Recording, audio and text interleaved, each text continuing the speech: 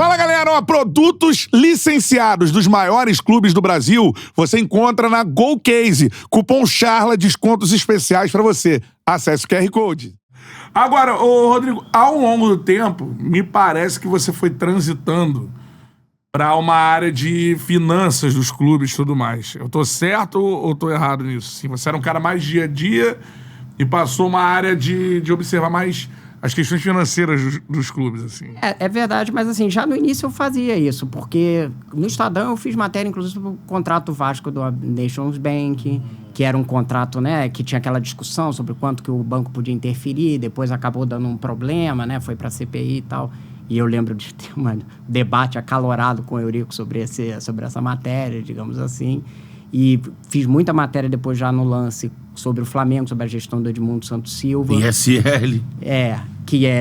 Tinha várias questões ali também. Inclusive foi uma matéria minha que deu início ao inquérito que levou ao início do processo de impeachment dele. Então já era, nesse início de carreira, eu já fazia muitas coisas que eram extra política e tal, e sobre finanças já em 2003, quando começaram a sair os balanços, eu já comecei a fazer matéria sobre contas de clube. Eu olhava todos os balanços, fui aprendendo aos poucos a ler, e então já foi bem no início, assim, que já fui me direcionando, digamos assim, para essa área. Se eu vou te perguntar, assim, por que você pegou esse Vasco, o último ano do Vasco, e depois tem 22 anos que a gente vive, 24 anos, né? A gente vive agora ali com uma fuga na Copa do Brasil e tal, Libertadores ali. Por que o Vasco quebrou nesse nível, cara? De não conseguir se... Porque você tava lá no momento dessa transição, assim, você tava vendo acontecer. Assim. Porque o Eurico gastou o que não tinha. E ele foi acumulando uma quantidade de dívida que era cada vez maior, né? É só ver os contratos que ele fez com o Romário, por exemplo. Né? Que ele teve que... O Vasco estava pagando até pouco tempo. Assim como o Flamengo também ficou pagando durante vários tempos, né? Você lembra, os acordos eram de 18, 19 milhões. Você pensar os salários, por exemplo, que eram pagos ao Romário e ao Edmundo naquela época, se você atualizar, olha, você pode pegar Gabigol, Memphis Depay, não sei o quê, eles ganhavam mais do que todos esses. Os dois ganhavam mais, cara. Não, se você, hoje? Se você atualizar pela inflação, eles ganhavam coisa de 500 pau na época, né? Na época. Então, eram salários muito... E com uma realidade de clubes brasileiros que tinham muito menos dinheiro na média do que tem hoje em dia. Então, o que foi feito ali naquele Flamengo e Vasco, naquela situação, era uma gastança muito desproporcional. De um dinheiro a uma parte que tinha entrado, no caso desse Nations Bank para o Vasco e da ISL para o Flamengo. O Grêmio também pegou uma ISL, o Corinthians teve uma Hicks Mills e tal, não sei o quê. Mas eles não gastaram só isso, porque eles não pagavam imposto. Então, aí ia acumulando dívida, né? E aí, tipo, não pagavam, às vezes, FGTS, despesas do dia e tal. Isso tudo foi acumulando. O caso do Flamengo, a contratação do Edmundo, que foi do Kleber, né? Lá atrás. Foi lá atrás, bem antes de eu começar a trabalhar. Foi uma dívida que foi ser paga pelo Flamengo. Virou uma dívida que ele dizia que tinha sido de graça, um negócio lá com o shopping, né? O shopping. O Flamengo foi pagar, a dívida virou 80 milhões de reais. Quem pagou foi na Bandeira, né? A gente no Bandeira, eu acho. Isso aí. Começou a pagar quando o clube começou a se ajeitar. Então, se você olhar, o que aconteceu com o Vasco foi simples. O Eurico, ele gastou muito dinheiro e aí ele quebrou o clube. Ele quebrou o clube? Quebrou.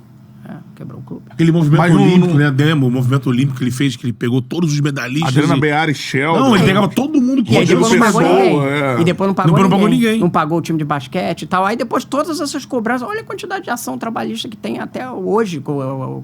A situação do SBT na final, você acha que pesou... De que forma nisso? Então, todo mundo dizia que o Eurico tinha relação ruim com a Globo, né? Só que o Vasco, em determinado momento, na gestão do Eurico, era o clube que tinha mais antecipação da Globo.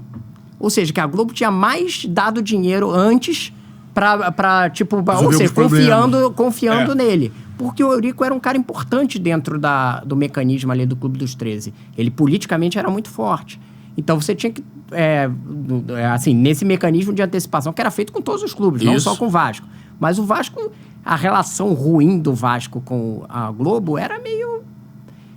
a porta pra fora. A porta pra fora, porque eles fizeram as matérias também sobre a CPI, dos dados em relação aos apartamentos que ele tinha lá em Miami. Isso muito depois do SBT na camisa, né? Depois. Quem faz as primeiras matérias do Vasco mesmo é o Extra lá com o Leslie Leitão, que a gente estava conversando antes, né? São as principais matérias ali feitas nesse sentido. Mas se é uma empresa que antecipava tanto dinheiro que até você pegava agora a gestão quando o Vasco virou SAF, essa antecipação ainda estava lá. O Vasco não tinha quitado. Então você vai falar assim, mas ele quebrou o clube, já passaram 20 anos. Ele quebrou de uma forma que durou uma quebradeira de 20 anos. E ele ficou no poder, né? Ele saiu, mas voltou, Saiu, voltou. Nunca teve deu uma quebrada aqui, vamos fazer outro tipo de gestor. Mesmo quando ele não era presidente, ele continuava a ser um cara influente. Sendo E você acha que é por gastos que eram acima do que o Vasco poderia na época? Assim? Total. Ano após ano, e foi virando uma...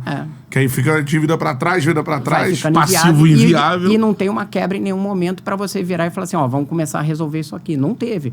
Começou a ter, quando foi um pouco antes do clube virar SAF, com a gestão ali do Salgado, você começa a ter uma coisa de vamos tentar ajeitar aqui e reduzir os gastos. Mas o Vasco já estava na Série B, já tinha ido... De novo, né? Já tinha ido várias vezes para a Série B. Quer dizer, o clube já tinha entrado num momento, porque ainda, se a gente lembrar, ainda teve aquela coisa da eleição no meio do caminho que levou o Campelo a virar presidente. O golpe. Tinha sido, exatamente.